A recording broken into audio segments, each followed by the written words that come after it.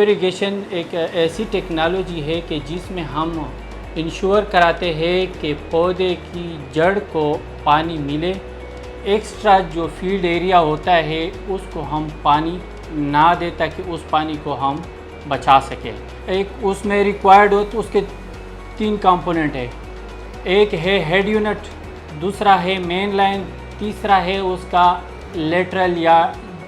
Dripper ammeter जो कि field में जहाँ से पानी निकलता है। हम बेसिकली प्लांट के कैनोपी के जो कैनोपी उसकी बनती है या जो क्रॉप के रूट्स होते हैं उस एरिया को ही, उस मखसूस एरिया को हम पानी इसके थ्रू देते हैं। ड्रिप इरिगेशन पर हमने यहाँ पर ऑर्चर्ड के लिए इसको इस्तेमाल किया है, वेजिटेबल के लिए हम इसको इस्तेमाल कर रहे हैं और साथ में हम तो क्रॉप के लिए भी कर रहे हैं। ओवरऑल अगर मुल्क की बात करो तो उसमें अभी हम क्रॉप के हवाले से तो इस तरह लार्ज स्केल पे नहीं गए हैं, अभी जा रहे हैं, फार्मर यूज़ कर रहे हैं जहाँ पे वाटर स्केर्सी यानी वाटर की शॉर्टेज है, पानी की कमी है, उस एरिया में जा रहे हैं अभी। लेकिन हमारे यहाँ पर हम उसमें ड्रिप के भी 3 केस में हमारे पास एक होता है ऑन द सरफेस, उसमें ऑनलाइन एमीटर्स वगैरह का जो ऑर्चर्ड के लिए हम ज़्यादातर यूज़ करते हैं। फिर वेजिटेबल के लिए हम सब सरफेस या इंटीग्रेटेड ड्रिप लाइन जो सॉइल के ऊपर भी हम लगा के इस्तेमाल करते हैं, वो भी हमारे पास डिमॉन्स्ट्रेशन है। और इसके साथ साथ नई टेक्नोलॉजीज़ है जो सॉइल के नीचे 3 इंच यानी जो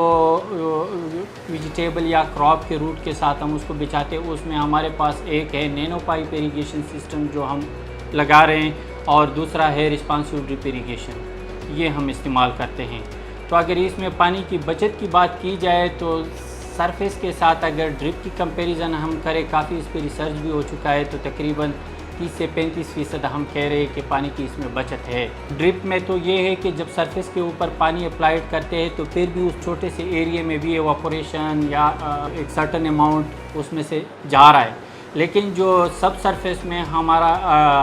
नैनो पाइप या रिस्पॉन्सिव ड्रिप इरिगेशन सिस्टम जो हम लगाते हैं, सॉइल के अंदर पानी रिलीज़ ही तब करता है जब सॉइल सूखना, मतलब है वो उसमें पानी ख़त्म होना शुरू हो जाता है। जो पानी पौधे की ज़रूरत है वो उतना ही उसमें लगाता है, इसलिए वो ड्रिप से भी ज़्यादा पानी के हवाले से इफ़िशेंट है, उसमें पानी की बचत बहुत ज़्यादा है, यानी 70% तक की बचत हम कर सकते हैं उस चीज़ में अगर टेक्नोलॉजी को हम यूज़ करें। तो अब हम जिस टेक्नोलॉजी की हम बात करें उसमें आपको जो हेड यूनिट है, ऑलमोस्ट उस हेड यूनिट से आप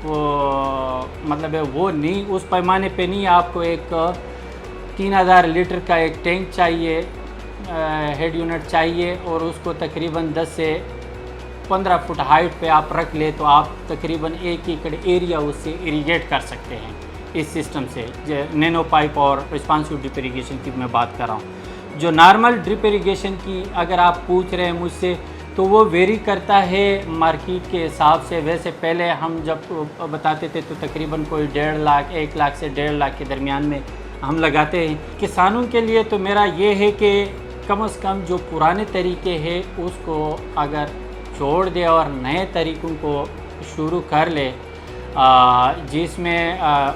ड्रिप इरिगेशन है, सब सरफेस में नैनो पाइप इरिगेशन है और ODI यानी रिस्पॉन्सिव ड्रिप इरिगेशन है। इन टेक्नोलॉजीज़ पे मुंतकिल होना पड़ेगा क्योंकि पानी है नहीं और खुराक क्रॉप्स के लिए या वेजिटेबल के लिए ज़रूरी है कि पानी उसको एफिशिएंटली हम इस्तेमाल कर लें।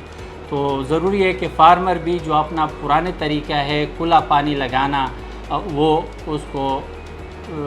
जो नई इरिगेशन टेक्निक से उस पे इसको शिफ्ट कर जाए। तो गवर्नमेंट काफ़ी इसमें से प्रोजेक्ट भी लॉन्च किए हैं, सब्सिडी रेट पे भी दे रहे हैं। पंजाब गवर्नमेंट का अपना चल रहा है, KP का अपना चल रहा है, सिंध का भी चल रहा है, इस तरह बलूचिस्तान के भी चल रहे हैं। तो उन इदारों के पास फार्मर को जाना चाहिए, इन्फॉर्मेशन लेने चाहिए और इस सिस्टम पे अपना जो काश्तकारी का निज़ाम है वो एफिशिएंट इरिगेशन सिस्टम में उसको कन्वर्ट करना चाहिए ताकि थोड़े से पानी से ज़्यादा अपना एरिया सैराब कर सके।